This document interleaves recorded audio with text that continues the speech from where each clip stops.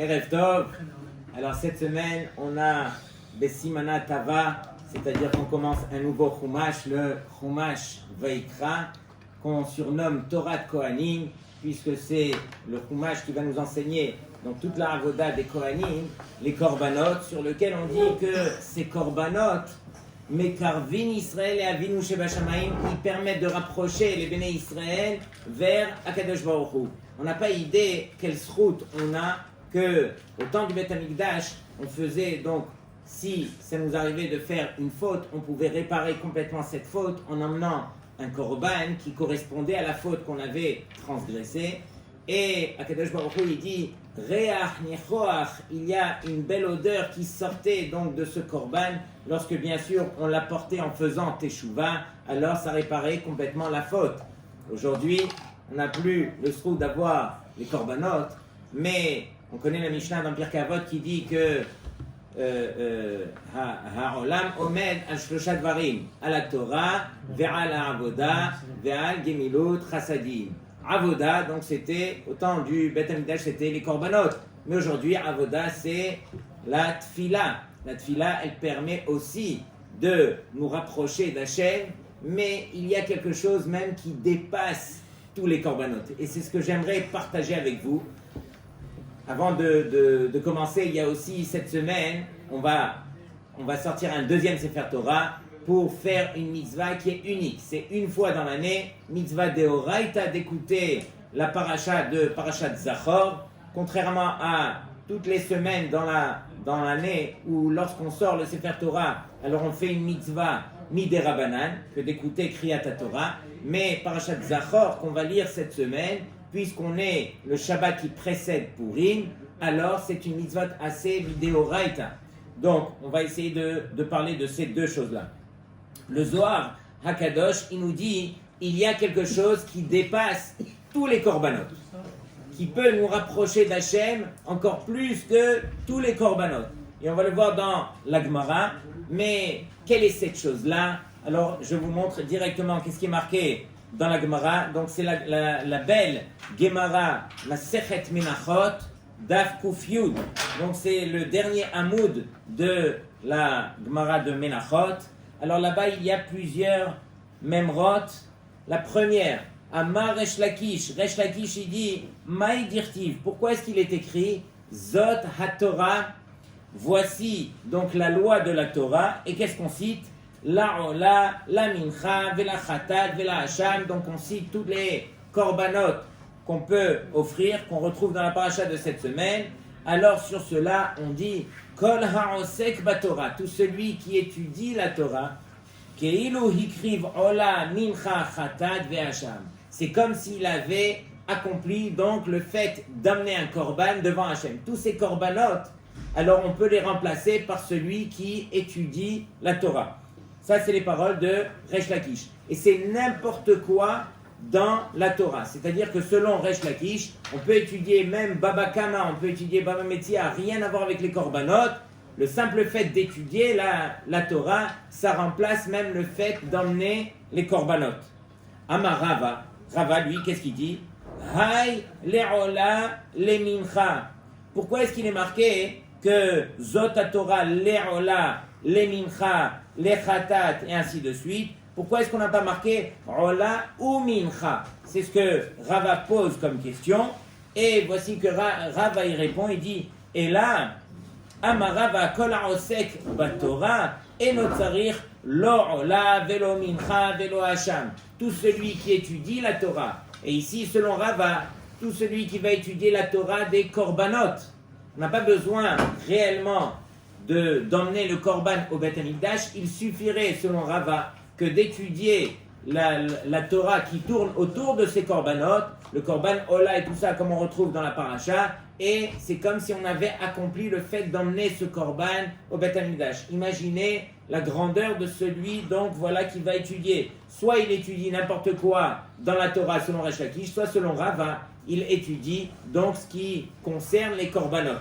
Et c'est comme si on avait emmené cela donc au Beth Amikdash.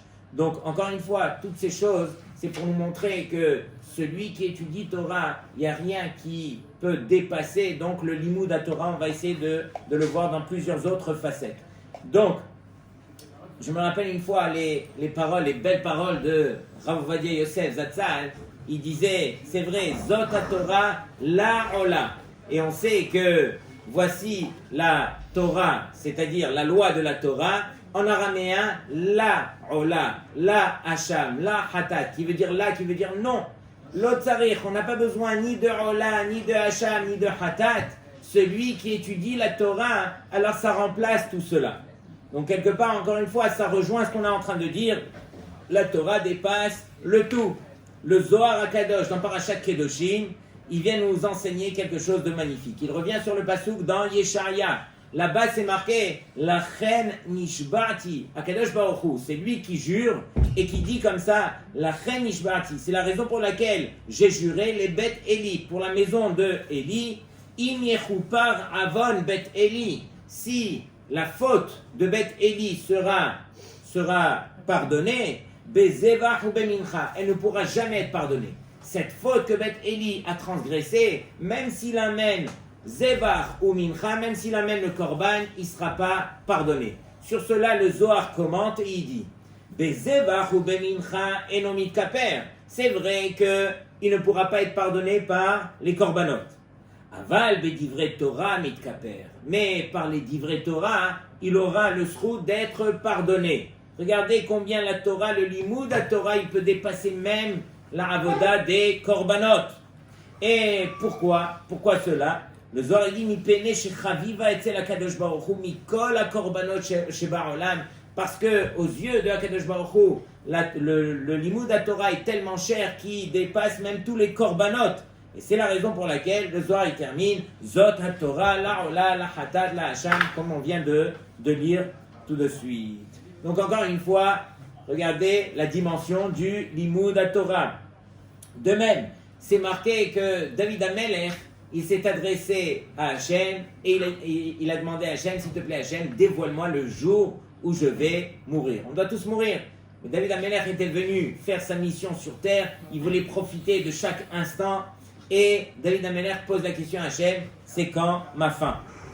Et voici qu'il lui dévoile, ça sera un Shabbat. Alors David HaMelech, il essaye de négocier, ça sera un Shabbat. Pourquoi Shabbat? Est-ce que ça serait pas mieux pour moi de mourir le lendemain du Shabbat? Laisse-moi Shabbat tranquille, que je puisse vraiment étudier, voilà, tout mon Shabbat, et tu prends mon âme à partir de dimanche.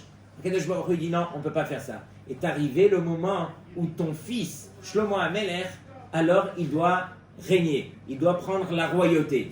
Alors David HaMelech, il entend cela, il dit mon fils Shlomo, si c'est comme ça, je suis prêt à partir de vendredi même. Je n'ai pas besoin d'attendre jusqu'à ni Shabbat, ni dimanche, mais même à partir de vendredi. Écoutez bien la réponse qu'Akadosh Baruch Hu lui dit. Il dit non, même un jour, tu restes sur terre, ki tov yom b'chatzerecha, que un jour que tu vas rester proche de moi en étudiant ta Torah, alors ça dépasse même tous les korbanot que tu aurais pu apporter. Tu n'as pas idée ce jour qui va s'appeler vendredi où tu vas rester en vie, plus le Shabbat, combien ça va rajouter. Dans ma Sechet Sota Daf Dalet, c'est marqué là-bas, Yekarahi mi peninim. De qui est-ce qu'il s'agit? Elle est Yekara, elle est plus chère que des pierres précieuses. Et on parle là-bas bien sûr de la Torah. Et la Gemara elle commente, elle dit ça veut dire quoi? Elle est plus chère que des pierres précieuses. Yekarahi afilu mi kohen gadol hanichnas lifnai velifnim. Elle est encore plus chère que même le Kohen Gadol qui va rentrer dans le Kodesh HaKodashim une fois dans l'année, le jour de Yom Kippourim. Alors Yekarahi, elle est encore plus chère même que ce Kohen qui va rentrer dans le Kodesh HaKodashim. Pourquoi? Pour faire pardonner toutes les fautes du clan d'Israël une fois dans l'année, à un moment, à Yom Kippourim. Même à ce moment, qui est un moment qui est des plus kadosh, la Torah, elle est encore plus chère. Mais la question qui se pose, c'est que, ok, là on a vu la dimension de la Torah, qui dépasse même les korbanot. Mais la vérité, pourquoi est-ce qu'on a besoin du korban sauf quand quelqu'un y faute? il doit emmener un korban. La Torah, elle, on ne va pas l'effacer. On ne va pas mettre du tipek sur tous ces korbanotes qui sont cités à partir de la parashat Vayikra. Donc, pourquoi maintenant j'ai besoin de korbanot pour pardonner mes fautes? Et Béhémet, pourquoi j'ai besoin de dire que la ma'ala de la Torah, la grandeur, c'est-à-dire l'importance de la Torah, elle dépasse même les korbanot? Pourquoi j'ai besoin de dire cela? La réponse, écoutez bien, c'est que c'est vrai, le korban il est là pour pouvoir réparer quand quelqu'un a fauté. Mais le limoud à Torah, il permet à l'homme de se protéger même contre la faute. C'est-à-dire que la Torah, elle a cette ségoula d'aider l'homme à ne pas trébucher, à ne pas fauter. Et donc, c'est uniquement celui qui a fauté. Alors on va maintenant ouvrir Sefer Vayikra et on va lui montrer que sa kapara, ça sera à partir du korban. Mais le limoud à Torah, en quoi est-ce qu'il est plus élevé? C'est qu'il protège l'homme même de la faute. Alors regardez bien, Rabotai, combien le limoud à Torah fait partie de notre vie et combien est-ce qu'il a de l'importance. On sait que, comme je vous l'ai dit, donc on va lire la paracha de Parashat Zachor. Parashat Zachor, c'est la paracha où on va rappeler le souvenir de Amalek. Et la Torah, elle a pointé du doigt ce peuple qui s'appelle Amalek et elle en a fait toute une histoire au point qu'on a une mitzvah de la Torah de se rappeler. Et comment on doit se rappeler? On doit prendre les psukim qui sont dans la paracha de Ki Tetzé, qui sont bien après, à la fin de la Torah, et on va dire 3 psukim qui rappellent ce que Amalek nous a fait. Et on pose la question, on dit, mais pourquoi en faire autant? Qu'est-ce qu'elle a cette paracha de plus que les autres parachiotes? Pourquoi est-ce que Hachem nous demande de nous rappeler du souvenir de Amalek, chose qu'il n'a pas fait, ne serait-ce qu'avec Paro? Pourquoi est-ce que Hachem, il n'a pas dit Zachor et Asher Asalecha Paro ben Mitzraïm? 210 ans il t'a gardé en Égypte, il t'a fait descendre au 49e degré de Toum'a, il t'a fait souffrir, tu es sorti tant bien que mal, en boitant, si on veut être poli. Et pourquoi est-ce qu'on ne se rappelle pas de Paro? Pourquoi on ne va pas se rappeler de tous ces peuples qui nous ont fait du mal? Qu'est-ce qu'Amalek il a de plus? Et quel est le rapport réel qu'il y a entre Amalek et Purim? Pourquoi est-ce que c'est le Shabbat qui précède justement Purim qu'on va instituer de lire la paracha de Zachor? Pourquoi est-ce qu'on n'a pas choisi un autre moment? Alors bien sûr que Haman, c'est un descendant de Amalek. Mais ce n'est pas pour autant qu'on doit trouver un lien qui est beaucoup plus profond que cela. La Mishnah dans Masechet Megillah, elle dit Bechad Be'adar. Le premier jour du mois de Hadar, Machrizim al Shkalim. On devra proclamer les Shkalim. Ça veut dire quoi? C'est-à-dire que c'est à ce moment-là qu'on rappelle aux Béné Israël qu'ils doivent emmener le Machatzit HaShekel. C'est marqué dans le Rambam, dans Ilchot Shekalim, c'est marqué Mitzvat Aseh Mina Torah. Liten Kol Ish Mi Israël Machatzit HaShekel Bechol Shana Veshana. Donc c'est une mitzvah de la Torah que chacun des Bnei Israël devait donner un Machatzit HaShekel. Afilu Anya Mitparnes Min Tzedaka Chayav. Même le pauvre qui se nourrit de la tzedaka, il doit emmener ce Machatzit HaShekel. Et on sait que ce Machatzit HaShekel, il devait aider pour construire donc le Mishkan, le Beth Amikdash, il devait aider pour les Kelim et les Begadim, donc on avait besoin dans le Mishkan. Donc on voit que cette mitzvah, elle est des plus chères. C'est ce qu'on essaye de faire aussi la veille de Purim. On va donner Zecher les Machatzit HaShekel en souvenir. Puisque cette pièce qu'on va donner, elle n'est pas Kadosh, elle ne va pas servir pour le Beth Amikdash. Donc on s'oblige de dire Zecher et non pas Machatzit HaShekel même. Mais la question qu'on pose, c'est que Moshe Rabbeinu, il est descendu finalement lorsque Akadosh Baruch Hu, il a pardonné grâce aux tfilot de Moshe et aux tfilot de Béné Israël en bas. Moshe, il était monté une 3e fois au Har Sinaï et il est resté là-bas jusqu'à ce que Akadosh Baruch Hu lui a dit Salarti Kitvarecha. C'était le 10 Tishri, le jour de Yom Kippourim. Ensuite, le lendemain de Yom Kippourim, le 11 Tishri, c'est là que Vayakhel Moshe, il a réuni tous les Béné Israël, et c'est là qu'il a demandé aux Béné Israël d'emmener le Mahatzit à Shekel. Mais qu'est-ce qui se passe ici? On voit que Mahatzit à Shekel, normalement, on aurait dû le donner le 11 Tishri. Quand est-ce qu'on le donne? On le donne en Hadar. Tishri à Hadar, il y a combien de mois? Tishri, Heshvan, Kislev, Shvat, Tevet, Shvat, Hadar. Il y a 6 mois. 6 mois qui se sont écoulés. Qu'est-ce qui s'est passé? Depuis le départ, on aurait dû donner les shkalim le lendemain de Yom Kippourim, et là on les donne 6 mois après la veille de Purim, au mois de Hadar. Pourquoi c'est comme cela? Alors bien sûr, il y a le tiroutz des Gabaïm dans les shouls. Ils ont l'habitude de dire comme ça. Ils ont dit, mais les gens, ils ont promis en Tishri de donner tant. Mais ils ne donnent pas comme ça aussi vite, et voilà. Et donc on doit attendre le temps que finalement ils vont finir par donner 6 mois après, ça leur prend jusqu'à ce qu'ils vont finir par donner. Donc ça c'est le tiroutz des Gabaïm. Mais ce que je voudrais partager avec vous, c'est le tiroutz du Ben Ishraï dans Aderet Eliyahu. Le Ben Ishraï, il a un tiroutz qui est merveilleux.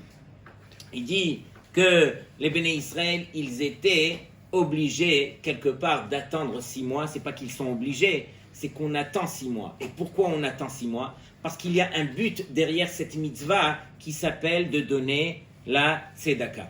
On sait d'abord que, entre parenthèses, alors Akadosh Baruch Hu, il a dit à Moshe Rabbeinu, Zeitenu, c'est ça ce qu'ils devront donner. Et il lui a montré Matbea Shel Esh, il lui a montré une pièce qui était faite de feu. De quoi est-ce qu'il s'agit ici? Pourquoi est-ce qu'il lui a montré une pièce qui était faite de feu? Alors ce feu, c'était justement pour montrer la Hitlahavut. Comment on dit la Hitlahavut? L'envie, la simcha, le ratson, vraiment, c'est l'envie profonde. Voilà, justement, zeitenu, c'est-à-dire que vous allez donner cette pièce, mais on ne doit pas la donner de la manière la plus froide comme on a l'habitude de faire. On doit la donner besimcha, on doit la donner de la manière la plus chaude possible. Beit lahavut, on doit la donner vraiment de tout son cœur. C'est marqué Asher yidevenu libo. Et donc ici, Akadosh Baruch Hu, qu'est-ce qu'il dit? Il dit, vous êtes obligés d'accomplir cette mitzvah par le cœur, par la simcha. C'est ça le hika. Si quelqu'un, il a conscience que lorsqu'il fait les mitzvot, il est fait parce qu'il est obligé de les faire. Il est fait parce qu'il a peur de la punition, ou il pense à la récompense, ou de n'importe quelle façon. Alors il est en train de s'acquitter de son obligation. Mais le hika de l'accomplissement des mitzvot, c'est de le faire besimcha. Et à Kadosh Baruch Hu, tout ce qu'il attend, c'est qu'on arrive justement à ce niveau d'accomplir les mitzvot besimcha. C'est une des raisons pour lesquelles on pose la question, on dit, comment se fait-il que dans la mitzvah de tzedaka, il n'y ait pas une bracha à faire avant de donner la tzedaka. Cher qui déchire nous mitzvah al mitzvah tzedaka, et après on donne la tzedaka. Alors, plusieurs tiroutim. Un des tiroutim, c'est que on ne fait pas de bracha dans mashetaloui bedaat acherim. Quand ça dépend de la personne à qui je vais donner cet argent, alors je ne fais pas de bracha. C'est-à-dire, imaginez, vous donnez de la tzedaka à un pauvre, et ce pauvre, il dit, non, c'est pas ça ce que je voulais une autre somme, il n'est pas d'accord de recevoir cette somme-là, alors tu auras fait une bracha, levatala, tu auras fait une bracha pour rien. Ou bien, si maintenant, on va jouer au chassid, qui a besoin d'abord d'aller au mikvé, après il fait son lieshem yahoud, il met son shtraimel, son gartel, il va faire tout son micmac avant de faire la tzedaka. Le pauvre devant lui, peut-être qu'il va finir par mourir avant même de recevoir cet argent. Donc on ne va pas entrer dans tout cela. Dans la mitzvah de tzedaka, il n'y a pas de bracha à faire, ça dépend de l'autre, et donc c'est la raison pour laquelle Akadosh Baruch Hu te dit donne.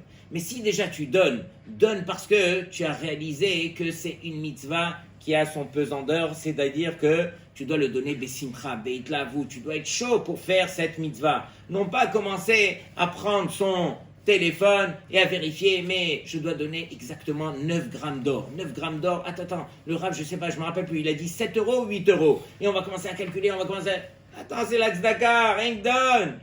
7 euros, 8 euros, donne 10 euros. Pourquoi tu vas commencer? Si tu le fais des simcha, tu ne comptes plus quand il s'agit de simcha. Et comment Behemet Rabotai, on peut arriver à donner besimcha? C'est uniquement celui qui réalise qu'est-ce qui est marqué dans la Torah. C'est marqué Veikru li teruma. Vous allez prendre li de moi votre terouma. C'est uniquement celui qui réalise qu'on ne donne rien. On prend de Hachem et on lui rend. C'est à lui. Si déjà tu réalises que tu ne perds rien, tu ne fais que rendre à Hachem ce qu'il t'a accordé, alors tu vas le donner Bessimcha. Tu réalises que ce n'est pas à toi. C'est quoi qui empêche l'homme de donner? C'est parce qu'il s'imagine qu'il va perdre quelque chose. Tu vas rien perdre, ça t'appartient pas, ça appartient à Hachem. Donne et Akadosh Baruch Hu te donnera. Donc c'est ça ce que Akadosh Baruch Hu il attend de nous. Le Ben Ishrei dit, Akadosh Baruch Hu, il préfère qu'on attende 6 mois, depuis Tishrei jusqu'à Hadar, et qu'on mérite la ségoula du mois de Hadar, qui est de nous permettre de servir Hachem, Bessimcha. C'est ça le mois de Hadar. Le mois de Hadar, c'est se retrouver devant Hachem et de pouvoir le servir, Bessimcha. C'est une ségoula qui est inscrite dans ce mois de Hadar, où il n'y a pas cette ségoula dans tous les mois de l'année.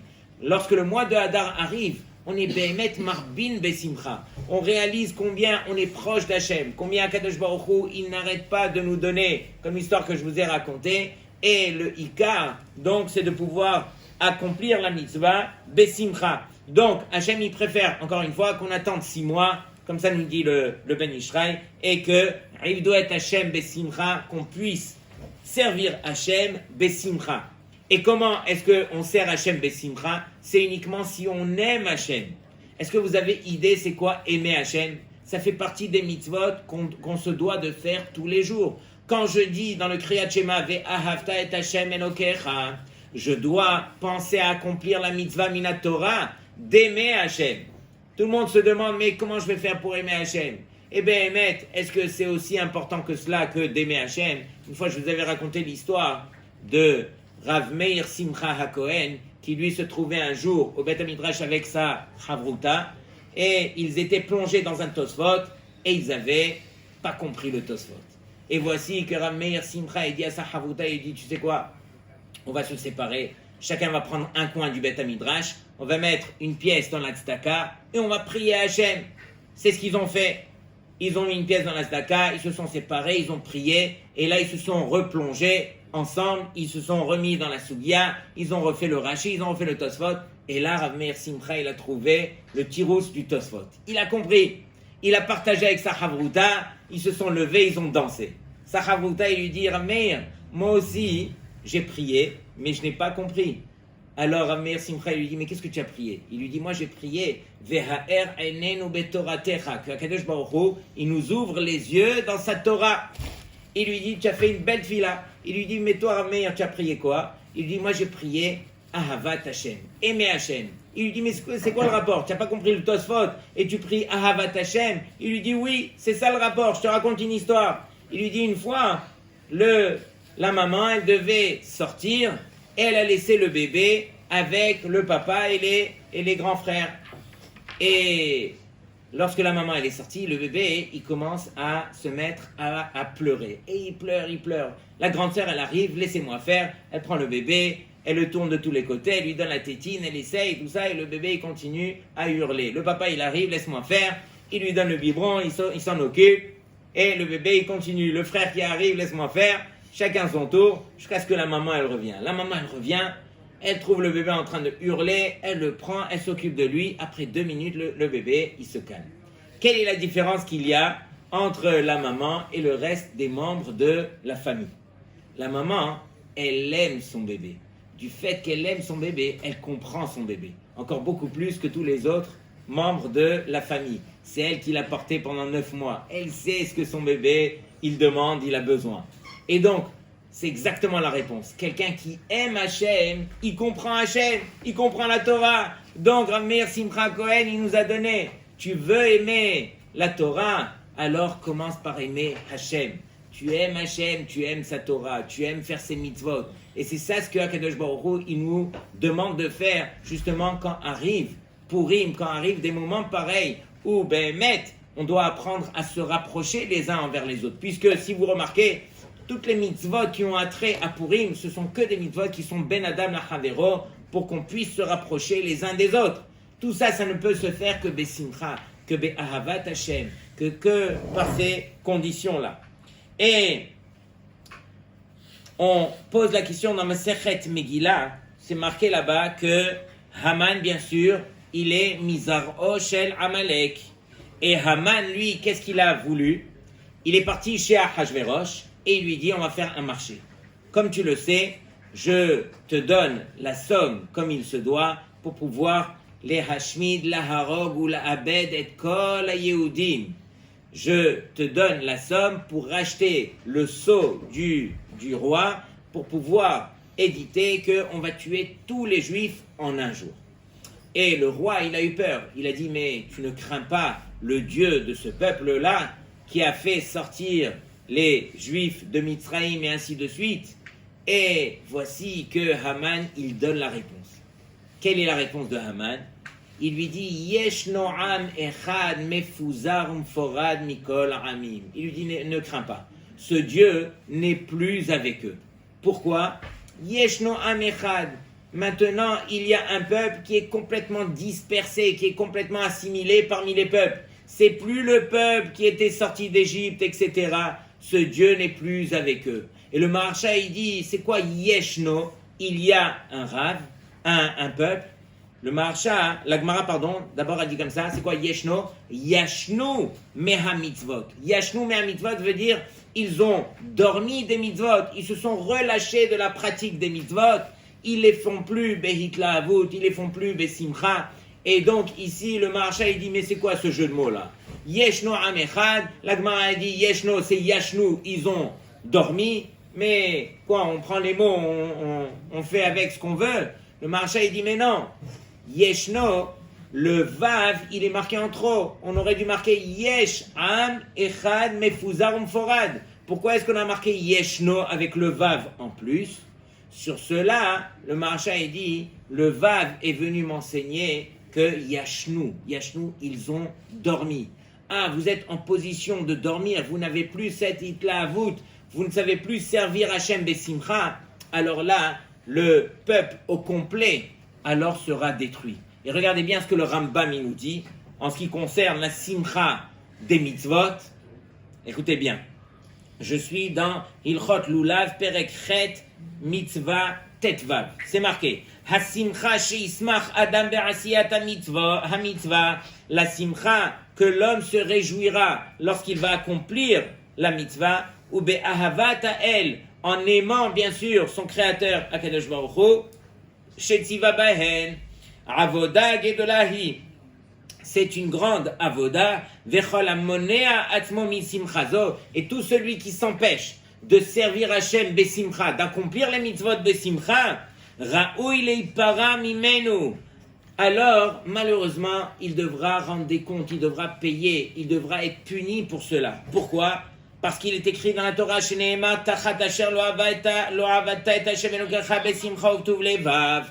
Parce que c'est marqué, il y a une klala dans Parashat Kitavo, que tout celui, voilà, qui va servir Hachem, non pas besimcha, alors malheureusement, il va écoper de cette malédiction qui est, tu as osé ne pas servir Hachem besimcha, alors tu seras puni. Imaginez la responsabilité qu'on a, c'est pas un plus que de servir Hachem besimcha. La Torah, elle ne peut se pratiquer que à travers la simcha. Quelqu'un qui sert Hachem parce qu'il est obligé de le faire, il n'a rien compris. Ça ne s'appelle pas Torah, ça s'appelle celui qui veut accomplir son obligation. Il veut faire la Tzet Yedei Chova. Pendant que la Torah, c'est quoi? C'est celui qui accomplit Besimcha. Et donc, on arrive à la fin et on pose la question finale, et j'aimerais conclure par cela. Quelle est la différence entre ces Juifs qui sont arrivés en Hadar à l'époque de Purim, où là-bas la Gemara elle dit que Hadar kibloua me ahava, c'est-à-dire qu'ils sont arrivés à Purim, ils ont réalisé les miracles, et là ils ont reçu, ça veut dire ils ont repris cette Torah, mais ahava, chose qu'ils avaient reçue, bikfia, ils avaient reçu de force, on les a obligés quelque part, on les a mis dans un piège pour prendre cette Torah, mais ils n'ont pas reçu cette Torah parce qu'ils en avaient envie, ils ont reçu cette Torah de force. C'était quand? À l'époque de Yetziat Mitzrayim. Akadosh Baruch Hu, il leur dit, si vous prenez cette Torah, tant mieux pour vous, mais si vous ne voulez pas la prendre, alors je vais kafa alehem hahar kegigit. Il va les obliger en les enterrant sur place. Il va leur mettre la montagne sur leur tête. Donc eux, ils ont eu ça, ils n'ont pas eu le choix, ils ont accepté cette Torah. Et on pose la question, on dit, mais quelle est la différence entre Purim et Pessah? C'est vrai que, comme on vient de dire, à Pessah, ils étaient obligés d'accepter cette Torah. Mais à Pessah, eux aussi, ils ont eu des miracles. À Purim aussi, ils ont eu des miracles. Et la Gemara, là-bas dans Purim, elle dit que quelle est la raison pour laquelle ils ont accepté cette Torah, mais Ahava, Hadar Kibloua, mais Ahava Tanes. Mais Ahava Tanes, ça veut dire par l'amour du miracle que Akadosh Baruch Hu leur a fait à Purim. Pourquoi à Pessah, ils n'ont pas reçu de miracle? Les miracles de Pessah ont dépassé de loin ceux de Purim. Kriyat Yam-Souf, les Aseret Makot et ainsi de suite dans tous les détails. Comment se fait-il qu'ils ne sont pas arrivés à ce niveau à Pessah qui sont arrivés à Purim? Regardez bien la réponse. À Pessah, il y a une grande différence. C'est que chaque juif se disait Magi Ali. Magi Ali, ça me revient de droit. Ça fait 210 ans qu'on est esclave en Égypte. Enfin, Akadosh Baruch Hu, il a eu pitié de nous. Il nous a fait sortir. Si déjà il nous fait sortir, alors qu'il s'occupe de nous, Adassof, il nous donne à manger, il nous donne à boire, il s'occupe de nous. Quand un juif, il s'imagine sur terre que Magi Ali, ça me revient de droit, alors c'est là qu'il se permet de commencer à se plaindre. Et on a vu malheureusement que pendant 40 ans dans le désert, combien cette génération de Mitzrayim, qui sont sortis de Mitzrayim, ils ont commencé à se plaindre. Où est on se rappelle de ce qu'on avait en Égypte, où est l'eau? Ils ont commencé à se plaindre, ils ont commencé à fauter. Et malheureusement, pourquoi? Parce que Magi Ali. Mais les Juifs qui ont vécu autant de Purim, alors eux, ils ont dit, on ne mérite rien. Il y en a parmi nous qui avons fauté. Il y en a qui se sont même prosternés devant Haman avec l'idole. Et ainsi de suite. Lorsqu'ils ont réalisé que Akadosh Baruch Hu, quand même, dans l'état où ils se trouvaient, Akadosh Baruch Hu les a sauvés. Et pas de n'importe quelle façon. C'est Hachem qui a géré toute l'histoire de 9 ans de Purim, de la Megillah, où là-bas on a dévoilé la main d'Hachem, qui leur a montré combien il était prêt à faire pour eux. Alors là, les Béné Israël sont arrivés à quelque chose qui s'appelle Me'ahavat Hanes. Ils ont aimé le miracle. Ils ont aimé le miracle. Alors, c'est ça ce qui leur a permis de recevoir cette Torah comme ils ne l'avaient pas reçue au temps où ils ont reçu la Torah au Har Sinaï. Là, ils ont reçu Hadar Kibloua Me'ahava. C'est ça le but. Le but, c'est d'apprendre à servir Hachem Besimcha. Il doit être Hachem Besimcha. Et donc, c'est ça ce que Akadosh Baruch Hu nous dit. Il nous dit, vous allez lire Dafka, la paracha de Zachor, qui fait référence justement à Amalek, parce que ce peuple Amalek, contrairement à tous les autres peuples qui vous ont fait du mal, Amalek, il est arrivé au moment où vous étiez chaud, vous étiez dans les mitzvot, vous avez reçu Akadosh Baruch Hu a ouvert la mer, vous avez reçu la Torah, tous les peuples ont tremblé des miracles que Hachem vous a fait, et à ce moment-là, un peuple est arrivé, Asher Karcha Baderer, il est venu pour te refroidir. Celui qui est venu te refroidir, alors on va lui faire son tikkun. Quel va être son tikkun? C'est Purim. Purim, c'est le moment où les Béné Israël, ils ont reçu la Torah, mais Ahava, ils sont chauds pour les mitzvot, ils se retournent vers Hachem et ils réapprennent encore une fois à servir Hachem, mais Ahava, parce qu'on aime Hachem, parce qu'on aime faire les mitzvot. Et ça, c'est uniquement parce que la Simcha nous accompagne. Donc on doit, Rabotai, essayer de prendre toutes les forces que ce Purim, il a à nous accorder, qui est d'apprendre à servir Hachem, encore une fois, Rak Besimcha. Shabbat Shalom Lekulchem.